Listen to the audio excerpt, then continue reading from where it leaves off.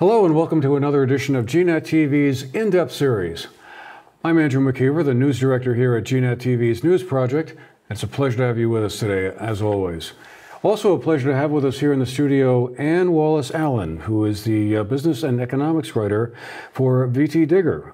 Her stories appear frequently on their website, and I'm sure you've all read some of them, perhaps many of them, over the past. Ann, great to have you with us. Thank you so much for making the time out of what I know is a busy day to come down and talk with us today. Thank you so much for having me.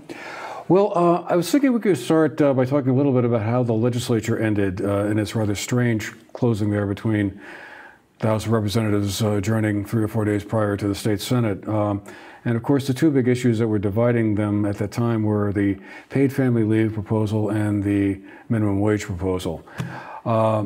The politics of that have been discussed ad nauseum by this point, but I thought it'd be interesting to hear from you what you were learning up there about the economic side of all of this, because I gather there was a fair amount of pushback from the Vermont business community about their concerns about those two bills and the effect they might have on businesses in Vermont, especially small businesses.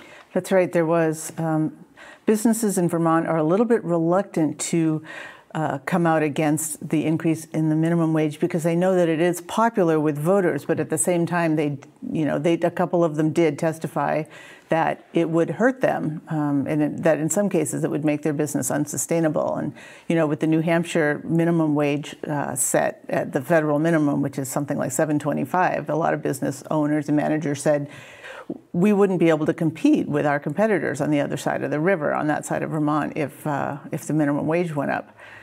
The difficult thing about the minimum wage is that there have been hundreds of studies, and they are inconclusive as to whether or not as to what the outcome is of whether it hurts businesses, whether it actually suppresses job growth. Interest groups that want the minimum wage to be higher, they produce studies and testify that it's actually good for the economy to raise the minimum wage. Business groups that are against raising the minimum wage produce their own research that shows, it's not research they did, but they also find independent research that shows that actually raising the minimum wage is bad for the economy. And in the case of this proposed raise, especially early in the session when they were talking about having it go up to $15 an hour by 2024, there's no research on this because there hasn't been an increase like this one before. So there's no test for it, only theories, only algorithms that economists use. So they're kind of flying blind. Neither side really knows what would happen if the wage went up. Interesting. Where do you think they're going to wind up going with this? I mean, they're going to come next January, they'll be reconvening at the legislature, and according to the Senate and House leadership, this is going to be, project one, to kind of fashion a proposal, because they wound up very close. I think the difference between the two, the House and Senate versions, was like minute almost. But then, of course, there's that specter of whether or not the governor would veto it, and they don't really have a veto-proof majority. Right. And also, a lot could happen between now and next year, because one of the things that businesses are worried about is if the minimum wage is mandated at a certain level, if the economy falters, or if we enter another downturn, they'll be stuck at that wage level. They say that it might put them in an untenable position and would definitely cause them to shed more jobs than they would have otherwise. So everyone's operating now with this very, in some ways, seemingly fast-growing economy, but wondering when the downturn is going to start. So by next January, there could be a completely different mindset in the legislature and among businesses. Yeah, interesting. I mean, because the recovery is now, what, 10 years old? Right. Roughly, which is the longest continuing expansion of the economy we've had, I guess. I'm trying to think now, going back to at least the 1920s, I would say, certainly post Great Depression. And all good things come to an end at some point or another, and probably a lot of people started thinking, oh, well, we've sort of figured out the economy. It's just going to keep growing and growing, and the stock market's going to keep on going up and up and up. And I don't think anyone who remembers 2006, 2008 is saying, not many of them are saying that. So businesses do, a lot of them do seem very confident. Obviously, there's tons of business expansion going on here, but a lot of people talk about the upcoming leveling out, at least. I mean, everybody is factoring that in. Right. Right. Well, it certainly makes sense because 10 years has been a long time for that kind of growth. Let me just pivot for a second back to another subject. We were both at a conference in Mount Snow about 2 or 3 weeks ago, where the focus was on the southern Vermont economy and what are some of the issues involved here. As you well know, the numbers in the southern Vermont economy, the bottom 4 counties in the state, were kind of trailing Chittenden County and some of the other counties in the state in terms of population growth, just general economic stats in particular. What were some of your takeaways from that conference? They talked a lot about workforce development and the demographics question and a few other things as well. Well, I think that southern Vermont's problems are very similar to the problems of many, many rural areas in the U.S., where the growth has flowed to population centers for one reason or another, and to urban areas, and the rural areas are losing their young people, and it's kind of a cycle where the young people move away because they can find better jobs in the cities, and therefore the younger people aren't there to start businesses and stimulate the economy, so things get worse. There were some really interesting ideas that I heard there. One of them was Kevin Daly at the hospital in Bennington. He's at Southwest Vermont Medical Center. The hospital foundation is buying old houses that nobody else would buy and then fixing them up and selling them to employees and covering the closing costs. So for a lot of employees, that kind of makes a difference between home ownership or not. And it's not really that expensive, like because they buy the house quite inexpensively and then they fix it up in a sustainable way. It does cost the foundation money, but it seems, as he said, that it's well worth the cost. And he said people are contacting him from other parts of the state saying, hey, we would like to do this. Can you tell us more about what you're doing? So that was a really interesting idea. An overall takeaway I got was that the leaders of the conference were saying, we need to work together. We've sort of been in silos. Our economic development efforts have been in silos. Our workforce training, our health, our health sector, different loan programs, banks, and they were saying if we can get ourselves together and put our heads together and work in tandem to get loans to worthwhile projects and to get financing in other ways, then we will get more done. And that was obviously the purpose of the conference, but you could sort of see it happening. It was very well attended. Many more folks there than the one I remember going to in Stratton, I think it was, about 2 years ago when I think they had about 100 or so folks there. That point you made about the housing is certainly one that has a lot of resonance around here. I mean, I happened to run into Kevin again at a housing summit held just down the road here in Arlington about 4 or 5 days ago, where he mentioned that point too, that the hospital was engaged in this program to buy houses and fix them up for their staff. That is another problem that seems to be widespread around the state, the lack of sort of affordable workforce housing for folks who are first-time home buyers or starting families. It just seems to be that they're just not able to find what they're looking for. It really does. Up in Chittenden County, they serve the young professionals. I think it's the Lake Champlain Chamber of Commerce. Young professionals surveyed 500 young professionals under the age of 40, and that was one of their. Many of them said they thought they would be living out of state within 10 years, and that was one of the main reasons was we can't afford to have a kid because we can't find housing that we can afford. Are there any ideas being floated around there within the construction business or the housing industry, the real estate business, about what's the pathway out of that? Well, they always bring up Act 250 as an obstacle to creating, dense housing with multi-unit housing that they think the workforce could afford. And from what I've heard, maybe Act 250 does actually present some obstacles in that way. So that's one idea is let's reform that. There's a lot of housing organizations working on this very hard, and it depends where you are in the state. Like Woodstock has an effort that is going to leverage some private money in order to create some kind of workforce housing in the old buildings downtown where the upstairs aren't being used. And I know that in Bennington, the Putnam block is going to be used for that too. Right. Downtown housing. That's going to be a major project and a big game changer, I think, for Bennington if the full design can be pulled off. It's quite an ambitious project. It's interesting about Act 250. I mean, I recently did a story about it, and of course the legislature stalled on a revision of Act 250 this year that kind of didn't make it out of committee, I guess, as the expression goes. I hadn't, over the years I've heard a lot of people complain about Act 250. A lot of it seemed to be in terms of the appeal process, that they were worried that they would be stuck in an appeal for years and years, and the economics of an idea would kind of basically change so much it wouldn't be worth it anymore. Yeah, that is what people say, that Act 250 makes some projects unsustainable. In Middlebury, there's a company called Beeswrap, where a young woman has started this it's wax-coated paper that you put around food instead of a plastic. It's a plastic alternative, and a lot of people, she's selling it all over the world because people want an alternative to plastic. And she told me that she couldn't find a place to move her company when it expanded, and that it was completely out of the question to build something, even though she's in a kind of an industrial area, because of Act 250. Interesting. Well, another big issue currently boiling the waters, I guess, in the Vermont economic scene is the lack of qualified workers, or workforce development, as we've called it.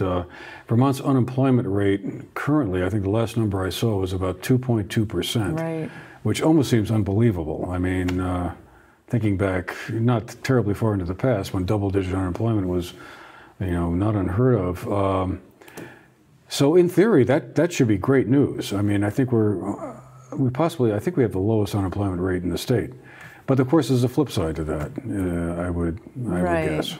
It is, businesses definitely say that, and economists say it is suppressing growth. And you see that when you talk to CEOs who have 15 open positions and who would be expanding if they could find the workers. So at this point, I don't think it is very good news for the state that the businesses don't have the workers they need. And I think it's not good news for workers either, because for various reasons, they're not able to. There are a lot of people in the state who, for various reasons, aren't able to find a job that would suit them, either transportation-wise or because of time limits or because of skills. Now, does when an unemployment rate gets that low, do you think that reflects people who've dropped out of the workforce entirely and they're just not being counted anymore? I think that's what one of the economists who works for the Department of Labor said. He said it's kind of a, it's a figure they get from the federal government, and it does reflect. It doesn't mean that there's nobody looking for work. It means that there aren't the workers that are needed for these jobs. One would think that one of the benefits, I guess at least for the workers, would be that when the unemployment rate is that low and there's a shortage of qualified workers, that would drive their salary up. People have been saying that for quite a few years, ever since the recovery began.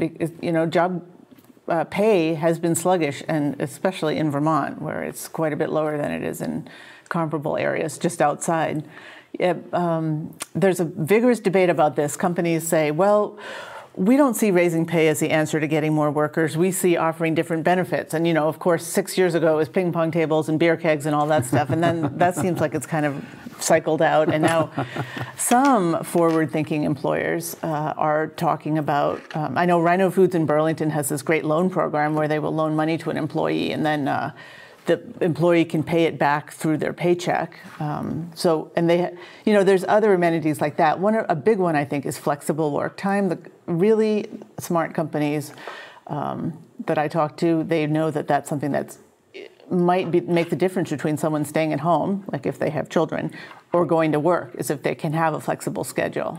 So those people are using things like that to get workers. And although I've heard that pay is now rising slightly, we have heard that, it still has been a mystery, even on the national level, why pay isn't rising more if there is this need for workers.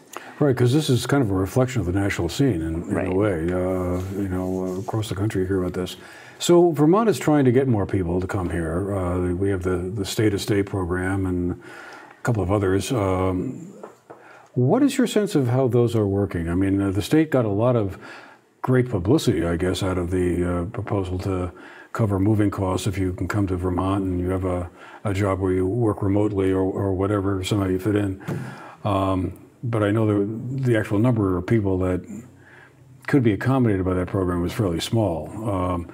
But do you think some of the efforts the state is making in that area are bearing fruit, or at least showing promising signs of attracting more folks to come here? I do. The Department of Economic Development has taken a beating from the public over this program. Many people, and even lawmakers, are saying, why are we giving money to new out-of-staters when we should be giving it to Vermonters? But I went to one of the stay-to-stay programs in October. It was a get-together. I was pretty much unannounced. I didn't know if I was going to make it. It was in Brattleboro, but I got there. It was at the Brattleboro Co-op, and it was full of people from out of state. And I talked to them, and they weren't actors. They were real people who wanted to move to Vermont. They hadn't just been brought in from the extra lot, huh? I was really surprised. I mean, it was packed, and they had intent. And I have since then talked to a lot of other people who have moved to the state through this program. So I think, to many people's surprise, it's really working. And in fact, I do think that the Department of Economic Development was also surprised at the response they got. And as you probably know, the Scott administration this year proposed another program. It's not for remote workers. It's for people who move here to take any job will get up to $5,000 to reimburse their moving expenses, or up to $7,500 if they move to a really high-need area where they're really desperate for workers. So they said, okay, I know that we're getting a lot of flack for this, but we're going to add to it. And they approved that this year, and that's going to start on July 1st. So anyone who moves here for any job will be able to get their expenses reimbursed if they apply. Well, I know I went to one of those state-to-state events also in Manchester back last fall, and it surprised me. I kind of expected that there'd be a handful of people there, and they were kind of going through the motions, but no, there were a lot of folks, some from very far away. One lady from California, another one from Colorado, and it was like, we're excited to be here. It really does seem like Vermont does have something that makes it appealing to folks from elsewhere. I guess the quality of life thing and all of that seems to be really a major factor for a lot of folks, but it was surprising because I really didn't expect it to be that well received. Well, you've also written a number of stories recently about a lot of business and economic situations in Vermont that are really quite interesting. And one of the most recent ones you had was one about employee-owned businesses. I think it was published a couple of days ago. Mm-hmm. Tell us a little bit about that. What is an employee-owned business? Where the workers own the store and they really do. A big make one. The decisions. Yep, and then you'd be surprised that down here, Chroma, on the other side of the state, in Bellows Falls, they are an employee-owned business. That's a big international company that makes microscope lenses. King Arthur Flowers, employee-owned, and then I was at Caris Reels, which is in Proctor, and it's one of the biggest reel makers in the country, and it's based in Vermont. And the story behind that was that the owner was retiring, and he wanted his employees to have a share in the company, and he set up a system where your shares were it wasn't that the people who made the most would have the largest number of shares. It was sort of suppressed so that it was a tight frame around which nobody who made over a certain amount had more shares. Everyone had sort of the same number, and they get together at the employees choose representatives, and they get together and make important strategic decisions with the management, those employee owners. It's definitely a more collective type of management structure, and that's probably not surprising that Vermont is in the top 3 for having those different kinds of employee-owned businesses, either co-ops or ESOPs, which is employee stock ownership plans. And is this a growing trend that you're seeing? Are more and more people or more and more companies forming like this? I talked to the National ESOP organization, and they said, yes, it is, as more people become aware of it. Vermont's been doing it for a long time, but there's this movement towards sustainable businesses and B Corps, and maybe even that efforts to make employees feel more engaged and then therefore be more likely to stay in work and not leave because if people need workers, this is one way to get them in there. There's some huge like grocery companies that are ESOPs, and it's kind of surprising. Interesting. Well, you really wouldn't have thought so. Another story of yours that I thought was really great was the one about the two retirees who moved to Vermont from Washington, D.C., I think it was, to buy a farm. Right. Both civil servants who'd been working indoors for 35 years. He's a PhD scientist, and she's a software data person with a math degree, but they love being outside, and in their 60s, they finally were able to realize their dream of retiring, and they had some friends in Vermont, and so they had visited Vermont before, and they said, let's buy a farm. So they partnered. They had a kind of an interesting idea. They advertised in the Northeast Organic Farming Association newsletter to find some partners who could teach them because they had been urban people for their entire lives. And they found a couple on NOFA who had a dairy farm, and that young couple taught them, I mean, they actually interned with them for a number of years and taught them how to farm and grow vegetables and particularly raise beef cattle, which is not what they're doing now. They have beef cattle on this gorgeous farm in South Hero that they bought. It's conserved in the land trust, and it's in current use, so it was quite affordable, even though it's like across the street from the lake. And they live there and they farm. Back to the land. And they're fit. They both say that, I mean, now he's 72 and she's 67, and they're super fit, which you need to be out there. Getting up at 5 o'clock in the morning and doing all that stuff. Which raises the question, I mean, another area of the Vermont economy that, well, it used to be one of the bedrock parts of the state's economy, obviously, was agriculture. Dairy agriculture in particular was a huge part of the state's economic output. Obviously now under tremendous pressure, and the number of dairy farms seems to be shrinking steadily. Are you running across any sense that agriculture in Vermont is adapting to that and maybe finding new products that it might be able to grow and cultivate that might sort of reverse that trend? Oh yes, for sure. It is definitely adapting. In fact, at the dairy conference in Jay this winter, they had a whole seminar about how to adapt. One of the speakers, a lot of people talked about sort of the farm stands and the retail and farm visits and corn mazes and things like that. And then one of the speakers talked about how to convert a cow dairy farm to a goat dairy farm because there's a big goat and cow dairy company, Vermont Creamery, in the Barrie area in Websterville that is planning to expand by 1/3. I mean, they need lots and lots of goat's milk, and one of their goat farmers stood up and talked about converting your cow milking barn and how to keep your goats in without letting them escape and like destroy everybody else's crops and gardens. Not good. But he said you can make the money that you need to, and goats in some ways are a little bit easier to work with than cows. And so there are people who are now milking a lot of goats. And there's also, of course, the ever popular hemp, which is just unbelievable how much that's expanded. I mean, so many of the state lawmakers that cracked me up were saying that they themselves were growing, even if it was just 5 or 10 acres, they were growing hemp this summer. I can't imagine how much hemp has been planted this summer. Now, the hemp business was under the kind of this pilot program, I think, that the state had in conjunction, I guess, with the federal government. Of course, it was connected with marijuana legislation. That created a lot of issues for people. But where are we at now? Under the Farm Bill that Congress passed last fall, I think it was, what the guardrails have come off or whatever, and you can grow as much hemp as you want? Well, yes. In Vermont, you still have to register with the state. And in this past session, the legislative session, the Agency of Agriculture worked with hemp growers to come up with guidelines. So your payment for registering is connected to how much hemp you're growing. It's only like $25 to register if you only have a few plants, and it goes up to $1,500 if you have a lot of plants. And they are still required to register, and I think they have to give the location of their fields too. But all of those rules for hemp growers are actually still going through rulemaking. The growers and the processors and the CBD people all work together on them, so they've come up with something that's agreeable to everybody, but now those rules are going through the process of becoming official.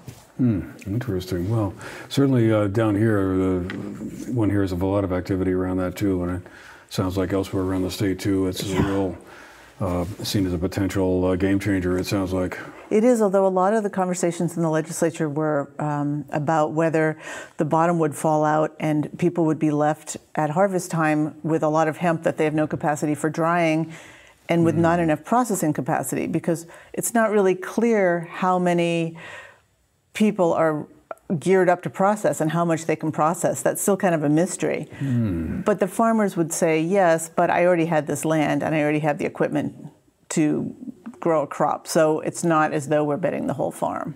But it'll be interesting to see what happens this fall, because the processors have a lot of work to do before they can just make it into CBD. Are there any pieces of legislation that the business community would like to see happen next January or next session when the legislature gets back? Do they have any big priorities? Well, I know that they're watching Act 250 pretty closely. But I don't know if the business community is unanimous. I know that a lot of the restaurants would like to change the way that the minimum wage for servers works, where right now, if the minimum wage goes up, then, well, to back up a step, right now, if they don't make what they made, what the minimum, at least the minimum wage in tips, then the restaurant owner has to pay them. Oh, okay. And they're also they have a certain set minimum that they are paid no matter what, like $2.40 an hour or whatever it is, and that's tied to the minimum wage. When the minimum wage goes up, that low pay for servers goes up too. Restaurant owners are saying that's not necessary because servers already make so much more than the rest of the kitchen staff. We would like to uncouple the server's minimum wage from the regular minimum wage. So they've been, and the Chamber of Commerce have been working on that, but it's not a super hot issue for lawmakers. It doesn't really get anywhere. Yeah, right.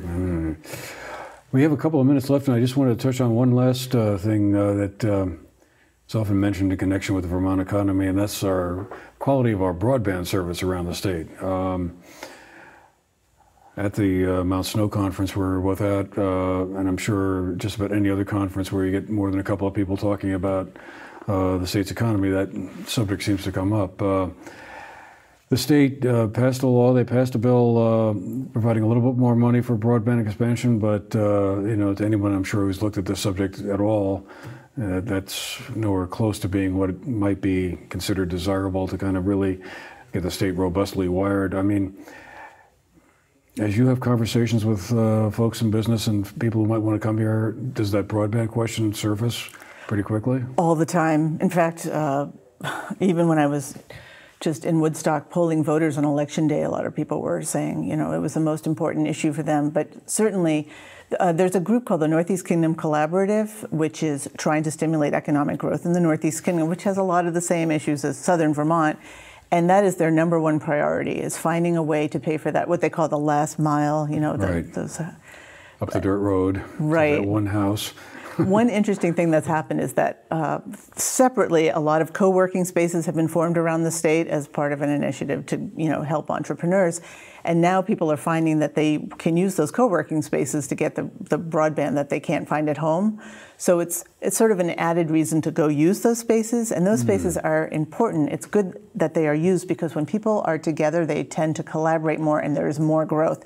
So in a rural area like Vermont, we don't have that advantage. And studies have shown that when people are together, working even in proximity to each other on different projects, there are more ideas, there's more growth. And so the co-working spaces are being used more because the broadband is so bad.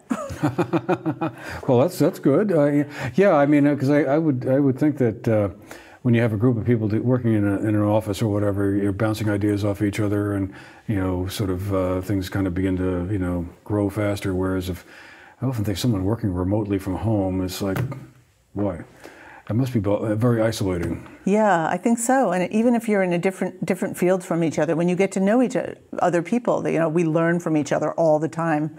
And that's one of the things that, like the people who are trying to stimulate tech economies, they know this, and that's why tech economies kind of grow in this one place, because there's a critical mass, and then it just builds on itself, and that's hard in a place like Vermont.